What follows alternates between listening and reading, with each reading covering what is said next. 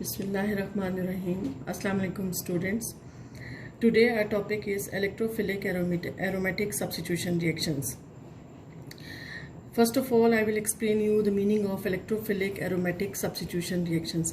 Electrophilic means any reaction of benzene in which it reacts with an electrophile. An electrophile is any particle that is electron deficient. It may be a neutral. It may have a partial positive charge or it may have a full positive charge on it. अच्छा, अब students आपने इस बात का ध्यान रखना है कि न्यूट्रल स्पीशी का क्या मीनिंग है. न्यूट्रल स्पीशी या न्यूट्रल पार्टिकल का मीनिंग है फॉर एग्जांपल बोरॉन ट्राइफ्लोराइड और एल्यूमिनियम क्लोराइड. अब बोरॉन ट्राइफ्लोराइड और एल्यूमिनियम क्लोराइड ये कैसे इलेक्ट्रॉन डेफिशिएंट हैं? इस तरह से इलेक्ट्रॉन दोनों में से एक का स्ट्रक्चर मैं आपके सामने शो कर रही हूँ. जैसे बोरॉन ट्राइफ्लोराइड में बोरॉन के सराउंडिंग में 3 फ्लोरीन एटम्स हैं. अगर हम बोरॉन का वैलेंस शेल देखते हैं तो इसके सराउंडिंग में आपके पास टोटल 6 इलेक्ट्रॉन्स हैं. 1 2 3 4 5 एंड 6 इलेक्ट्रॉन्स. तो किसी भी एलिमेंट का वैलेंस शेल तब कंप्लीट होता है अगर वो डुप्लेट या ऑक्टेट रूल को ओबे करे. लेकिन इस केस में बोरॉन के वैलेंस शेल में 6 इलेक्ट्रॉन्स हैं, 8 इलेक्ट्रॉन्स नहीं हैं. सो इन BF3 boron is electron deficient. तो अगर आपने देखना है any particle which is having a full positive charge, तो उसमें आपके पास हाइड्रोनियम आइन Br+1 CH3 positive ion, all these are electron deficient, all these are having positive charges on it. तो आप इलेक्ट्रोफाइल को यूं भी डिफाइन कर सकते हैं कि कोई भी ऐसा पार्टिकल जिसके ऊपर पॉजिटिव चार्ज है या वो इलेक्ट्रॉन डेफिशिएंट है या उसके ऊपर partial positive charge. Partial positive charge के एग्जांपल्स में अगले रिएक्शंस में आपके सामने कोट करूंगी. तो आप इलेक्ट्रोफाइल को इस तरह भी सिंपल वर्ड्स में कह सकते हैं कि ऑर्गेनिक केमिस्ट्री के अंदर कोई भी ऐसा पार्टिकल जिसके ऊपर पॉजिटिव चार्ज है that is called an electrophile. या आप इसको यूं भी रिलेट कर सकते हैं कि आपने अपनी पिछली क्लासेस में फर्स्ट ईयर में और 10th क्लास में ये पढ़ा होगा the concept of Lewis acids and Lewis basis. Lewis electrophile को आप लिविस एसिड भी कह सकते हैं. लिविस एसिड का मीनिंग है इलेक्ट्रॉन पेयर एक्सेप्टर. जो इलेक्ट्रॉन डेफिशिएंट होता है वो इलेक्ट्रॉन पेयर एक्सेप्ट करता है. तो इसलिए जितने भी इलेक्ट्रोफाइल्स हैं all the electrophiles can be called as Lewis acids. तो इलेक्ट्रोफिलिक का मीनिंग मैंने आपको बता दिया कि ऑर्गेनिक केमिस्ट्री में कोई भी ऐसा पार्टिकल उसको हम इलेक्ट्रोफाइल तब कहेंगे अगर वो इलेक्ट्रॉन डेफिशिएंट है या उसके ऊपर पॉजिटिव चार्ज है. एरोमेटिक का मीनिंग है कोई भी ऐसा मॉलिक्यूल जिसके अंदर एटलीस्ट 1 बेंजीन रिंग प्रेजेंट है, that molecule is called aromatic. And substitution reactions का मीनिंग है डिस्प्लेसमेंट रिएक्शंस और रिप्लेसमेंट रिएक्शंस. तो हम electrophilic aromatic substitution reactions study कर रहे हैं बेंजीन के. तो ये एग्जांपल मैंने आपके सामने एक स्ट्रक्चर एज एन एग्जांपल एक स्ट्रक्चर लिखा है जिसमें ये बेंजीन मॉलिक्यूल है. तो अंडरस्टूड है बेंजीन में 6 कार्बन है, हर कार्बन के पास एक हाइड्रोजन एटम है. लेकिन एक हाइड्रोजन एटम मैंने आपके सामने जस्ट हाईलाइट कर दिया है. सब्स्टिट्यूशन रिएक्शंस में या जिनको हम रिप्लेसमेंट रिएक्शंस भी कहते हैं और डिस्प्लेसमेंट रिएक्शंस, बेंजीन का एक हाइड्रोजन कोई 6 कार्बन एटम्स में से कोई सा भी एक हाइड्रोजन यहाँ से रिमूव हो जाएगा. जब वो रिमूव होगा तो रिमूव होगा एज हाइड्रोजन आइन. जब वो एज हाइड्रोजन आइन रिमूव होगा, as a positive particle remove होगा, तो यहाँ पर एक वैकेंसी क्रिएट हो जाएगी. उस वैकेंसी को फिल करने के लिए कोई और पॉजिटिव पार्टिकल जिसको हमने इलेक्ट्रोफाइल कहा, कोई और पॉजिटिव पार्टिकल यहाँ पर आके अटैच हो जाएगा. तो इस तरह के रिएक्शंस को हम कहते हैं इलेक्ट्रोफिलिक. इलेक्ट्रोफिलिक का मीनिंग है बेंजीन रिंग में से कोई एक पॉजिटिव पार्ट डिटैच होगा और उसकी रिप्लेसमेंट में उसकी वैकेंसी को फिल करने के लिए कोई और पॉजिटिव पार्ट जिसको हमने इलेक्ट्रोफाइल कहा वो यहाँ पर आके अटैच हो जाएगा. तो इस तरह के रिएक्शंस को हमने कहा इलेक्ट्रोफिलिक सब्स्टिट्यूशन रिएक्शंस. और ये रिएक्शंस जो कि बेंजीन शो कर रहे हैं, that's why we have called it as electrophilic aromatic substitution reactions.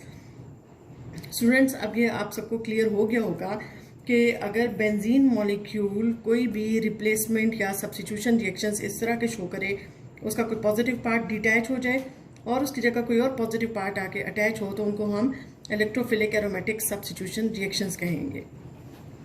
Benzene के ये जो रिएक्शंस हैं इनको हम उनकी जो एग्जांपल्स हम स्टडी करेंगे वो डिफरेंट हैं. फॉर एग्जांपल पहला रिएक्शन क्लोरीनेशन होगा, देन नाइट्रेशन, उसके बाद सल्फोनेशन.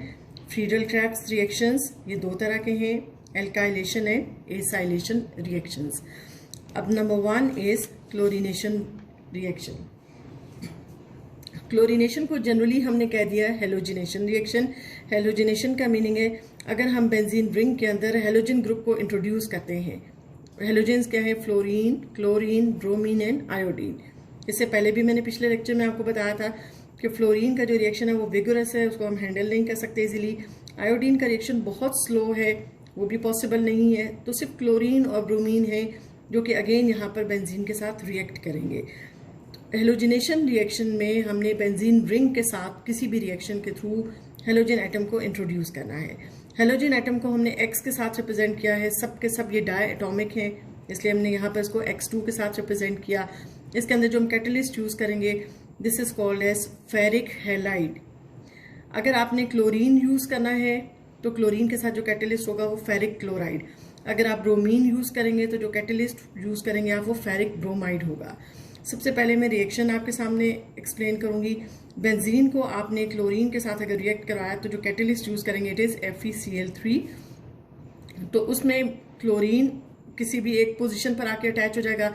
यूं ही क्लोरीन इधर अटैच होगा तो ये क्लोरोबेंजीन में कन्वर्ट हो जाएगा, लेकिन इस पोजीशन पर एक हाइड्रोजन ऑलरेडी प्रेजेंट है। बेंजीन के 6 कार्बन हैं और हर कार्बन के पास एक एक हाइड्रोजन है। अगर क्लोरीन इधर आके अटैच होगा तो यहाँ से एक हाइड्रोजन डिस्प्लेस हो जाएगा या रिमूव हो जाएगा। वो हाइड्रोजन सेकेंड क्लोरीन के साथ कंबाइन करके HCl प्रोड्यूस करेगा। तो अगर हम बेंजीन को क्लोरीन के साथ रिएक्ट करवाते हैं देन क्लोरोबेंजीन इज प्रोड्यूस्ड। अब इसका हम मैकेनिज्म देखेंगे। मैकेनिज्म में जो फर्स्ट स्टेप होगा, फर्स्ट स्टेप में आपने क्लोरीन को कैटलिस्ट के साथ रिएक्ट करवाना है। क्लोरीन एटम, क्लोरीन मॉलिक्यूल जब कैटलिस्ट के साथ रिएक्ट करता है तो क्लोरीन के अपने अंदर जो बॉन्ड्स हैं वो ब्रेक कर जाते हैं। यहाँ पर मैंने आपके सामने मेंशन किया है 2 क्लोरीन एटम्स हैं और दोनों के दरमियान सिंगल कोवेलेंट बॉन्ड है। इस सिंगल कोवेलेंट बॉन्ड के अंदर 2 इलेक्ट्रॉन्स हैं जो सिंगल लाइन है। एक इलेक्ट्रॉन फर्स्ट क्लोरीन एटम का है, सेकेंड इलेक्ट्रॉन जो है वो सेकेंड क्लोरीन एटम का है।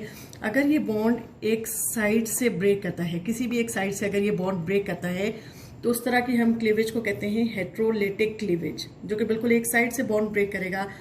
अब जो राइट साइड पर आपके पास क्लोरीन है वो ये दोनों इलेक्ट्रॉन्स को कैप्चर कर लेगा, दोनों इलेक्ट्रॉन्स को गेन कर लेगा और उसके ऊपर -1 चार्ज आएगा। वो क्लोरीन FeCl3 के साथ कंबाइन करेगा और FeCl4 -1 प्रोड्यूस करेगा।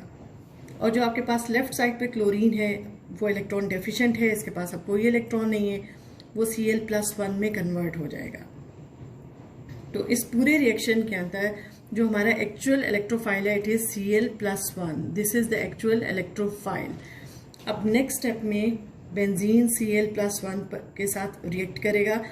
अब आपने ध्यान रखना है कि जब आप रिएक्शन शो करेंगे तो उसमें बेंजीन के अंदर आपने सर्कल शो नहीं करना, बल्कि ऑल्टरनेट सिंगल और डबल बॉन्ड शो करेंगे, क्योंकि कहीं पर बॉन्ड ब्रेकेज हो रही होती है, कहीं पर बॉन्ड फॉर्मेशन हो रही होती है, तो हमने बॉन्ड्स को अलग अलग करके शो करना होता है। तो अगले स्टेप में बेंजीन का जो पाई बॉन्ड है, तीनों में से कोई सा भी बॉन्ड, सपोज कि हमने इस बॉन्ड को कंसिडर किया है, बेंजीन का जो पाई बॉन्ड है वो इस इलेक्ट्रोफाइल जो कि Cl+1 है उसके ऊपर अटैक करेगा। जब ये इसके ऊपर अटैक करेगा तो यहाँ पर इस पाई बॉन्ड के अंदर 2 इलेक्ट्रॉन्स हैं। कार्बन नंबर 1 इन दोनों इलेक्ट्रॉन्स को यूटिलाइज करेगा और Cl के साथ बॉन्ड बना देगा। वो बॉन्ड इस तरह से बन जाएगा। जो कार्बन नंबर 1 है इसने इन दोनों इलेक्ट्रॉन्स को यूटिलाइज किया और क्लोरीन के साथ बॉन्ड बना दिया। ये क्लोरीन इलेक्ट्रॉन डेफिशिएंट था, इसलिए इसको दोनों इलेक्ट्रॉन्स की रिक्वायरमेंट थी। तो कार्बन नंबर 1 के साथ क्लोरीन का यूं बॉन्ड बन गया।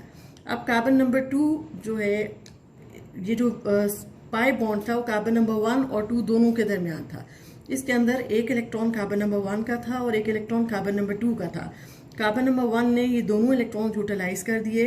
अब कार्बन नंबर 2 इलेक्ट्रॉन डेफिशिएंट हो गया, उसकी वजह से इसके ऊपर पॉजिटिव चार्ज अपीयर होगा।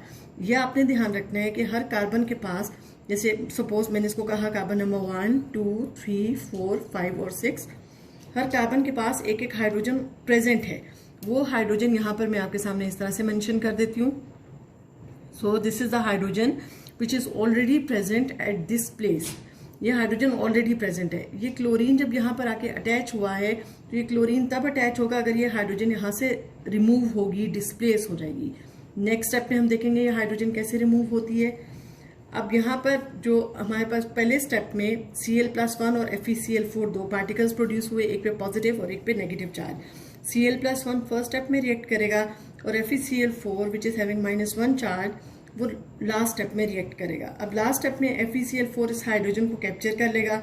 जो ही इस हाइड्रोजन को कैप्चर करेगा, हाइड्रोजन अपने दोनों इलेक्ट्रॉन्स रिंग को डोनेट करेगा ताकि रिंग का जो पाई बॉन्ड है वो इस फॉर्म में रीस्टोर हो जाए। FeCl4 जब इस हाइड्रोजन को कैप्चर कर लेगा तो ये हाइड्रोजन एक क्लोरीन के साथ कंबाइन करके HCl बना देगा और FeCl3 हमारे पास रिकवर हो जाएगा। आपने याद रखना है कि FeCl3 as a catalyst behave कर रहा था। कोई भी सब्सटेंस अगर एज ए कैटलिस्ट बिहेव करता है तो वो रिएक्शन में फर्स्ट स्टेप में पार्टिसिपेट करता है, रिएक्शन में इन्वॉल्व होता है और लास्ट स्टेप में वो उसी फॉर्म में रिकवर हो जाता है। तो इस तरह से इस रिएक्शन मैकेनिज्म में हमने बेंजीन को कन्वर्ट किया क्लोरोबेंजीन। तो हम बेंजीन को क्लोरोबेंजीन में कैसे कन्वर्ट करेंगे? By reaction with a halogen in the presence of a catalyst which is ferric chloride. So this was our first reaction. Second aromatic substitution reaction is nitration.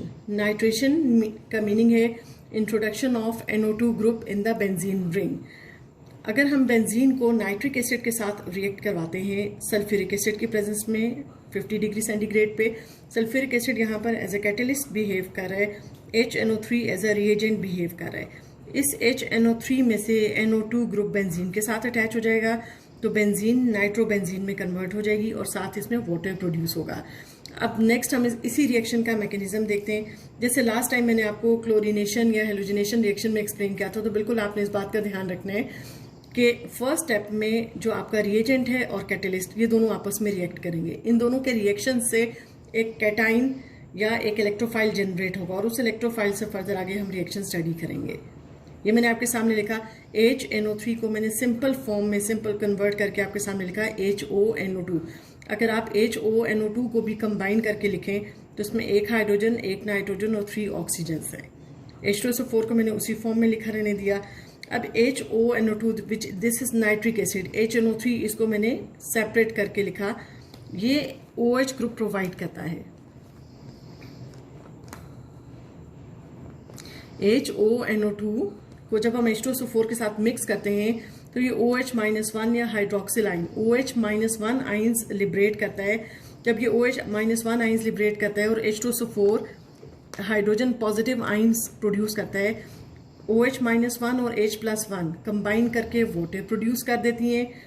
जब इसमें से OH-1 ions release हो गए तो पीछे जो particle रह जाता है it is NO2+1। NO2+1 is called as nitronium ion. और H2SO4 जब हाइड्रोजन आइन एक पॉजिटिव पार्ट को रिलीज कर देता है तो पीछे इसके पास नेगेटिव पार्ट रह जाता है which is called as HSO4-1 which is called as bisulphate और हाइड्रोजन सल्फेट आइन। अब यहाँ पर आपके पास एक नाइट्रोनियम आइन प्रोड्यूस हुआ और एक HSO4-1 या हाइड्रोजन सल्फेट आइन प्रोड्यूस हुआ। तो इसका मैकेनिज्म भी हमारे पास 2 स्टेप्स में होगा। पहले स्टेप में बेंजीन इलेक्ट्रोफाइल के साथ रिएक्ट करेगा। एक पॉजिटिव पार्ट है आपके पास और एक नेगेटिव पार्ट है आपके पास। जो पॉजिटिव पार्ट है वो एज एन इलेक्ट्रोफाइल बिहेव करेगा। रिएक्शन मैकेनिज्म उसी तरह से है जैसे हमने प्रीवियस केस में पढ़ा। बेंजीन NO2+ के साथ नाइट्रोनियम आइन के साथ जब रिएक्ट करेगा तो ये पाई बॉन्ड इसके ऊपर अटैक करेगा।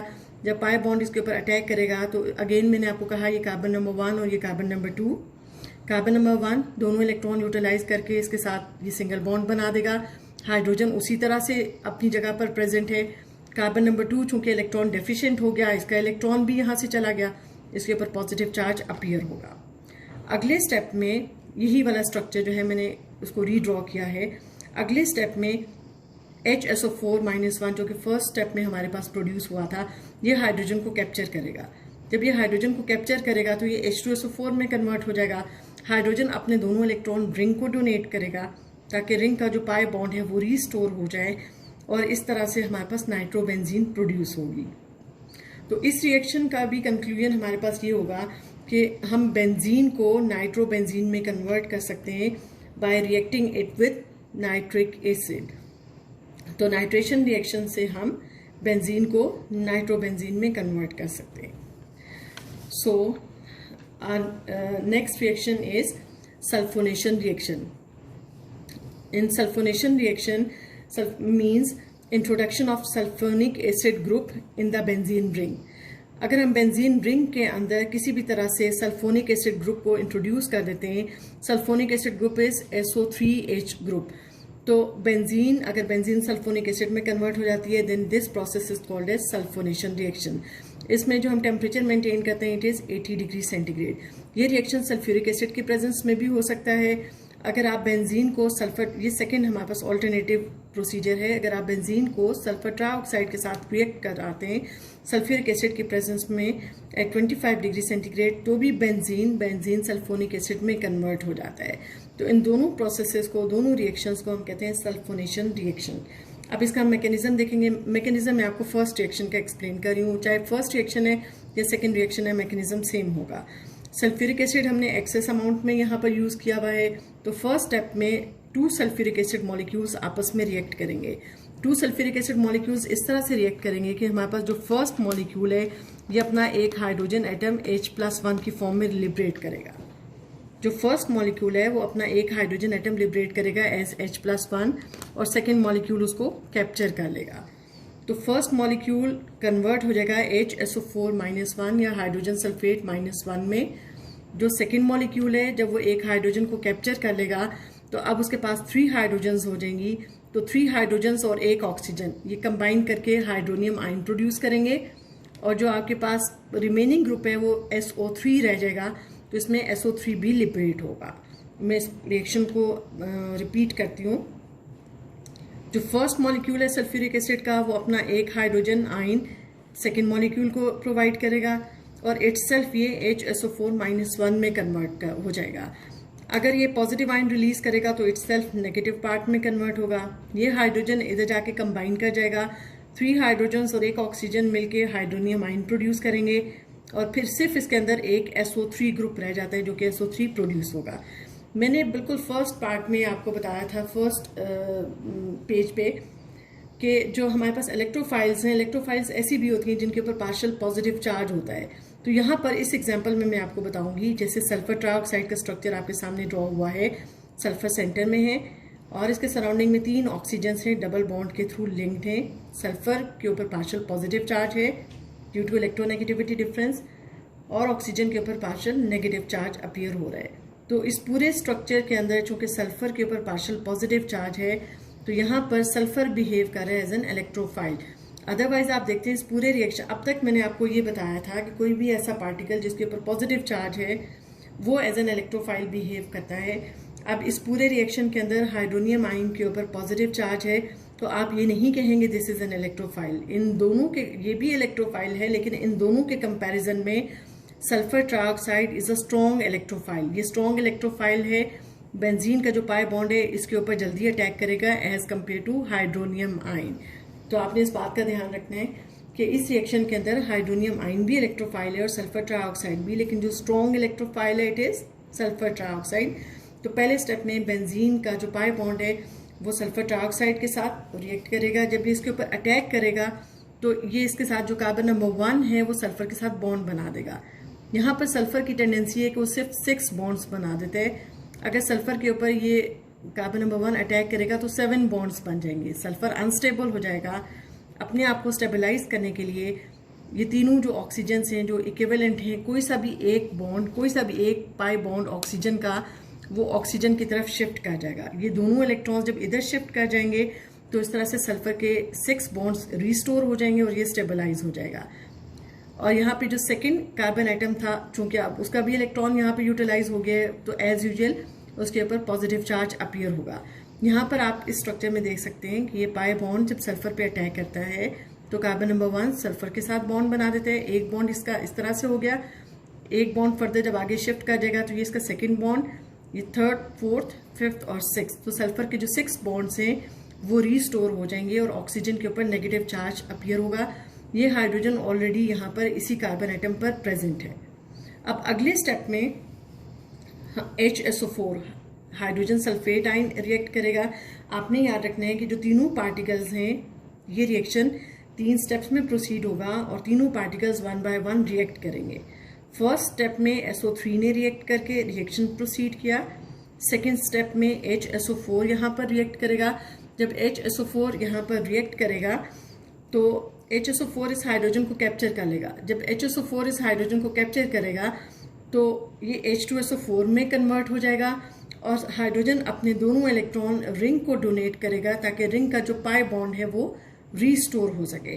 तो हमारे पास ये जो पूरा स्ट्रक्चर था वो किस फॉर्म में कन्वर्ट हो जाएगा, बेंजीन रिंग के जो तीनों पाई बॉन्ड्स हैं वो रीस्टोर हो जाएंगे और जो सल्फर है वो 2 ऑक्सीजन के साथ डबल बॉन्ड के थ्रू लिंक्ड है और एक ऑक्सीजन पर स्टिल नेगेटिव चार्ज है। इट मीन्स कि ये जो स्ट्रक्चर है वो स्टिल अनस्टेबल है, इसको अभी हमने स्टेबलाइज करना है। तो अगले स्टेप में अब हमारे पास हाइड्रोनियम आयन रह गया है, अब ये अगले स्टेप में रिएक्ट करेगा। अब नेक्स्ट स्टेप में हाइड्रोनियम आयन जब इसके साथ रिएक्ट करेगा तो आपने याद रखना है कि जो अटैक हम शो करते हैं या तो पाई बॉन्ड अटैक करता है या नेगेटिव चार्ज। तो ये जो ऑक्सीजन जिसके ऊपर नेगेटिव चार्ज है ये इसके ऊपर अटैक करेगा हाइड्रोनियम आयन पे और इसमें से एक हाइड्रोजन को कैप्चर कर लेगा।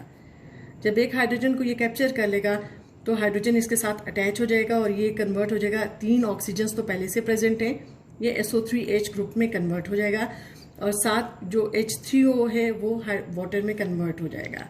तो इस तरह से इस रिएक्शन का भी हमारे पास ये कंक्लूजन है कि हमने बेंजीन को बेंजीन सल्फोनिक एसिड में कन्वर्ट कर दिया bye reacting it with sulphuric acid. So students, this was all about the electrophilic aromatic substitution reactions involving halogenation, nitration and sulfonation. Thank you.